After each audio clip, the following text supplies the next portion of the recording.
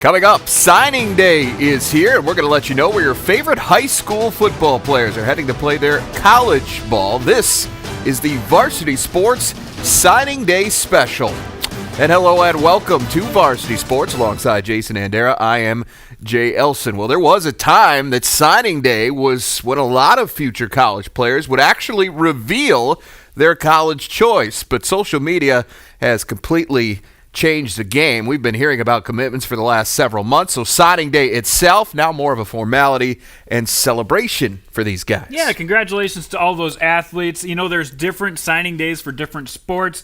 This is the one that affects the most players in our area, so we'll take a little break from basketball. For the next 30 minutes, we're going to focus on football signing day, and we'll get to as many athletes as we can. But remember, we do have a ticker down here for you guys that we don't get to acknowledge your accomplishments. Absolutely. All right, well, we begin our coverage tonight with the University of North Dakota, where ever since Bubba Schweiger took over the reins, there's been a much greater emphasis on getting in-state recruits. And this year was no different. 3 familiar names are among those that decided to fly with the Fighting Hawks. That includes Northern Cass fullback Andrew Jones, who recently shared his reasons for choosing UND. I'm definitely looking most forward to kind of the tradition that's been started up there. I know Coach Schweigert, it's his third year in the program, and most other coaches are third year in the program too. So I'm just looking forward to continue the legacy and tradition that they've built up there. I think it's going to be something special. Well, another big-time player had a few choices when it came to playing on Saturdays. Hayden Reynolds patrolled the middle for West Fargo Cheyenne and is looking forward to continuing that for North Dakota. I mean, what made it exciting for me, they're definitely headed in the right direction, like most people can know about that. But, they definitely take or learn about their players on a more personal level beyond the football field, and I really thought that was really cool about it. Jack Pfeiffer threw passes in high school but plans to catch them in college. Here's what the former Fargo South QB had to say about the challenge of playing FCS football. It's always been a dream of mine to play Division I athletics, so just having the opportunity to go up there, and it's kind of it's been a kind of a dream school of mine for a while. Just everything they have going on up there, the program's definitely building, so really excited about it. For more on UND's big day, we bring in Alex Heinert. Alex, Bubba is an in-state guy. How have you seen their in-state recruiting pay off since Coach Schweigert took over? Yeah, you mentioned Bubba Schweigert is a North Dakota guy from Zeeland, North Dakota, and now in his 4th year back since returning to the program. He's really stressed the importance of recruiting locally and keeping in-state kids in-state. And we saw that pay dividends last season. The first name that comes to mind is Noah Wanzik, a true freshman kid from Jamestown that wasn't really heralded coming into the program, but made a big impact right away at a position of need for UND. On the other side of the football, Austin Teaslak's a redshirt sophomore defensive end from Hazen that Bubba brought in his first year, and we've seen him grow and really stand out at times on that defensive front. There are a couple other kids too, some younger guys in this UND squad that are from the state of North Dakota that are going to have an opportunity to shine in the next couple of seasons for Bubba Schweigert and this team. All right, Alex, I know it's early, but do any of these signees make UND better right now?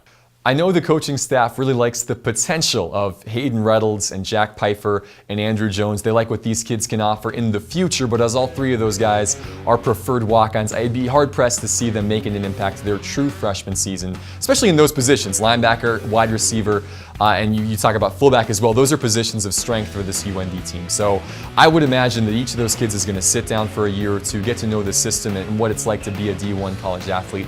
And then in the future, I think each of those kids has a great opportunity to make a difference here at North Dakota. All right, good stuff. Thank you, Alex. Let's move now to North Dakota State, Jason, where the Bison get 4 new in-state recruits and 2 more from South Dakota. The recruiting trail started close to home when West Fargo's Zach Willis verbaled early to the Bison.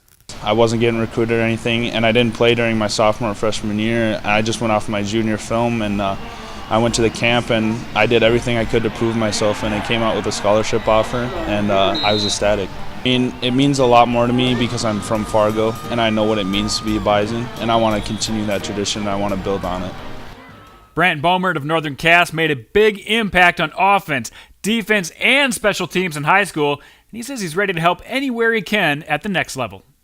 Yeah, they're not recruiting me just a receiver. They're recruiting me to be a football player, and that's what I'm coming in to do, and I want to obviously make sure I'm working on the special teams first, and then I can obviously go into offense and play receiver because that's what I was recruited for. Spencer Wagey grew up going to games at South Dakota State, but says when he got the offer from NDSU, he was all in. The tradition up there was just unbelievable, and I really hit it off with their coaches. There wasn't one that, even to now, that I don't like or like. I love all their coaches up there, and they're just great people up there. Well, you've heard from a few of their incoming players, and now it's time to hear from our NDSU expert, Brian Shawn. Brian, once again, NDSU picks up some talent from South Dakota with Wagey and Castlewood's Costner Ching. What did the Bison like about these two guys? Well, I think they really like what they bring physically. You know, North Dakota State's had a lot of success going into South Dakota in the past, and they've also had a lot of success bringing in players like Costner Ching that are, you know, maybe from a smaller town but have that big frame, 250 pounds, can use as a H-back, tight end, fullback type of role. They've had a lot of success getting those kids into the program and getting them integrated into what they do. And you can never have too many bodies that can bring that kind of powerful punch, especially on that offensive side of the ball and those big guys in that fullback, H-back role. So that's what they really like about Costner Ching. I think they hope he can develop into one of those guys that in the coming years can be a contributor at that tight end / fullback position. I think when you look at Spencer Wagey, he's a guy that was one of the first recruits, one of the first commitments for North Dakota State. They've been on him right away his entire high school career. He came to their camp. He really impressed there to the coaching staff. And then when he got the opportunity to play at North Dakota State, he knew right away that's where he wanted to go. And the Bison are thrilled to have him as a defensive end prospect because they really believe that down the road he can be an effective player for them and also possibly moving him inside and out a little bit as well. So a young man that committed right away, wants to be at North Dakota State, and is excited to get his career started up in Fargo. I know it's hard to tell, but do any of these guys look like they might play a prominent role early on? I would say they're more long-term future guys. I can't see any of these guys playing right away as freshmen. I can't see any of them necessarily cracking into a starting lineup right away as well, but I do think they're guys that when you look at their physical skill sets with their feet and their strength and the ability of the strength and training staff at North Dakota State to get them in their program and get them in that redshirt program and continue to work on developing them physically, they're really excited about what they can do down the road. But again, when you talk to Chris Kleiman and the coaching staff for North Dakota State, one thing that they talk about a lot is you have a better chance of playing right away the further you are away from the ball. And you know, you look at all these guys, they're all close to the ball kind of guys. You need time to develop your physicality to play at the college level just because of how demanding those positions are up front. So these guys are probably not going to see the field right away, but down the road, expect to see them contributing at some point. Thank you, Brian. Going to be fun to watch these guys continue their careers Always at North is. Dakota State and North Dakota for that matter. Speaking of that, we've covered North Dakota. When we come back, we're going to tackle those players that are heading to FCS schools in South Dakota. That and much, much more still to come here on the Varsity Sports Signing Day Special. Varsity Sports on Midco Sports Network is presented by Mitchell Technical Institute and Farmers Union Insurance Agency. Welcome back. Bob Nielsen's second recruiting class at USD has generated an awful lot of excitement among Coyote fans that are ready to see their program take the next step. There are 3 South Dakota kids among this year's signees, a group that is headlined by All-State running back Lincoln Gibbs out of Langford area. I think there's something special about being able to represent your state. I really do. And of course, in-state tuition and the scholarship helped a lot. I think it'd be more in my roots just to stay in state, you know, and play for my state. We have our very own Coyote expert right here on the set, Jay Ellison. Let's talk about these in-state gets. Let's start with Lincoln Gibbs. He set the tone for this class. There are a lot of tough, hardworking grinders. What's it like for the recruiting class to get a guy like Lincoln Gibbs? Well, I think anytime you could pull a guy away from North Dakota State, you're doing something right? I mean, Gibbs initially verbaled to North Dakota State as a preferred walk-on, but he got a scholarship offer to South Dakota, and Lincoln has been all in ever since he said yes to the Coyotes, and really has, you know, he's interacted. If you follow him on social media, he's really gotten in touch with these guys that he's coming in, and they're helping keep each other accountable, I think. And so that's just the kind of guy he is, and then that's how you build a program. Yeah, good start to get him. But they also get a couple other in-state recruits, maybe guys that aren't carrying the ball, but maybe you can tell us a little bit about these guys. Ty Paulson from Pierre, and also Riley Peters of Vermilion. What do you know about these guys? Well, Ty Paulson specifically fits a big need for South Dakota, and they lacked depth on both lines, and in fact both of these guys helped fill that need, because that was a really big target area for Nielsen and the coaches. They added a lot of guys in the trenches, and Ty Paulson's a big guy, and he's got to grow into that frame a little bit more at the next level, but that with the strength and conditioning program and things like that should help. And then Peters joined late, just this past weekend, as a walk-on out of Vermilion, a local kid,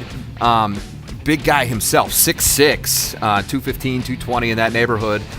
They project him as a defensive end, so you get one on each side of the ball, and wanted to come play for the University of South Dakota, and Lincoln Gibbs certainly is in that part of the conversation as well. So they fit some needs with their local guys this year. They got a local guy that's a scholarship guy in Gibbs, which hasn't happened a whole lot lately. A lot of their in-state guys have been the walk-on variety. So keeping one of the really good players from the high school ranks in South Dakota, getting him to stay home, that's a bit of a win too. That is nice. Thanks for the insight, Jay, as always. Time to move on north, up the interstate to Brookings, where SDSU lands another impressive group of in-state recruits. 10 new Jackrabbits who won't need to change their area code. Roosevelt offensive lineman Austin Bowen was the first to verbal from this group. I'm just looking forward to playing at the highest level I can. I'm really excited about that, playing against good competition. I think the Missouri Valley Conference is one of the best conferences to play in, and I'm really excited about that. Adam Hine quietly had a very impressive career for the T-Titans and has since decided that he wanted the challenge of playing at the FCS level. Well, each year, usually besides next year, they get to play FBS games, so we get to play like Iowa State or Nebraska, and be able to play at those big stages is just really exciting to me, and having actually be able to contend for a championship is nice too. Here's a complete look at the assembled group of SDSU Jackrabbits that are coming to town. Eddie Miller, fantastic athlete. You see a lot of these guys, linemen, Xavier Ward, Crockett Krolikowski, Wyatt Ewing, Austin Losant, Colton Cook from Minot, North Dakota. Just a lot of big guys. I mean, Brendan Roeder, just guys that are coming to fill up the lines on both sides of the ball. And then they get a couple speedsters as well. Jake Andrew out of St. Thomas More, Alex Wickersham on the defensive side, a couple fast guys. So they get the norm, a lot of guys from in-state who are ready to make a difference for SDSU in the coming years. Yeah, John Stigleman and his staff have always done a great job of getting local guys to come into that program, and this year is no different. For more on this incoming class, let's bring in the host of Jackrabbit Journal here on Midco SN, Tom Neiman. Tom, a lot of familiar names heading to Brookings once again, particularly, as Jason said, up front. What area could the Jacks use the most help on those lines? Well, the number one priority is probably on the defensive line at the defensive end spot. They need a pass rusher, and not sure if any of these kids from the Dakotas really fit that bill, but you can never have too many defensive tackles, and Shane Gottlob, Cole Langer, Kellen Solik, all of those South Dakota kids have been very good at defensive tackle for the Jackrabbits, so not hard to believe that Krolikowski or Eddie Miller from Brookings would not be very good there at some point as well. And then on the offensive line, Wes Gannant from Parkston, South Dakota, played a lot last year as a freshman for the Jackrabbits. They had Will Castle from Brandon, was the starting center a few years ago, so South Dakota kids have proven to be very good on the offensive line at South Dakota State as well. Okay, thanks, Tom. Coming up now, a lot of talented players chose Division II for a lot of different reasons. We're going to fill you in right after this. Welcome back. A lot of big-time high school players from our region chose D2 this year, and let's start by taking a look at the North Dakota NSIC schools. Minot State just hired Mike Aldrich as their new coach this week, and this is a place that is building a program and is an attractive place for local recruits. Lucas Butts headlines this group of local guys that have decided to stay close to home. More and more schools started kind of recruiting me, and then after the season I took my visits, and ultimately Minot State kind of felt the most comfortable for me, so that's where I decided to go. Yeah, Minot State's done a nice job of getting those Bismarck, Minot area kids to play there. And as you see from the list, a lot from Bishop Ryan. You see Lucas Butts and his teammate heading there from Bismarck, so a lot of local talent staying local. Speaking of local talent staying local, UMary's got a lot of in-state guys coming in, as they usually do. Jager Marchant from Legacy stays in Bismarck to compete. Let's move now into the South Dakota NSIC schools. Northern State once again goes for quantity and gets a lot of quality along the way. Here's a look at the kids from North and South Dakota who are going to become Wolves, or have become Wolves now. Janny going to tell us about a few of these kids who stand out. They get so many guys from the local area to play here. Darian Ogunjamalusi did a lot of great things in the high school level. Justice Clayton just recently started playing football, had a great senior year, got some looks, and decided to go to Northern State. Bennett Shabazz, Cannon Hannigan, Chase Tyken, the leader on West Fargo's defense, leading the way. Chance Olson made some big plays for Langford over the years, winning the state title 2 years ago. Xander Lukowski, Kale Steeg. The list goes on and on. How about Chase Jacobs, too, out of Aberdeen? The big guy, he could have played at any level he wanted to, decided to play D2. He's going to have a big impact in this league. Great job, as always, by Northern State getting some really good talent from the area. Yep, absolutely. Last year, USF and Augustana got a ton of guys from in-state, and especially from in-city, but this year, a little bit different. A little bit different. Thurl Reestorfer deciding to play from Washington, going across the town to play at USF, but not as many as usual. Augustana, nice job of getting those Northwest Iowa guys, and Minnesota as usual, but not many from inside the state. All right. Well, still, though, look forward to seeing how all these guys pan out. Yeah. Northern State, that list is impressive every year what Tom Dosh and his group do. They got a good culture going. Getting guys to go up there, and it's showed some results. All right, well, stay tuned. When we come back, going to recap some of the names headed to play in the NSIC outside the Dakotas. We've got a lot of talent going to the NAIA as well. Well, there are a lot of area high school players that are going to Minnesota to play their college football. Mankato starts our list with two very familiar names, at least from Sioux Falls, Cole DeBerg and Carter Karstens. Yeah, two players that were very versatile in high school. Cole played some receiver and quarterback, looks to be a slot receiver for Mankato. Carter was a nasty edge rusher and played tight end as well for Roosevelt. He could play any of those spots, and including linebacker, coming up next year with the Mavericks. Well, it was just great facilities when I went up there on my official visit, and I really fell in love with the coaches, and it just felt like home, and I felt welcome and like they wanted me to be a part of the program. MSU Moorhead always lands some of the biggest names from the Fargo area, but this year they got a lot of Sioux Falls area kids too. Hunter Thompson, Sam Burdison, Cole Zwar, Ben Schilly, Tyson Jan, Andrew Josko, all leaving Sioux Falls for Moorhead.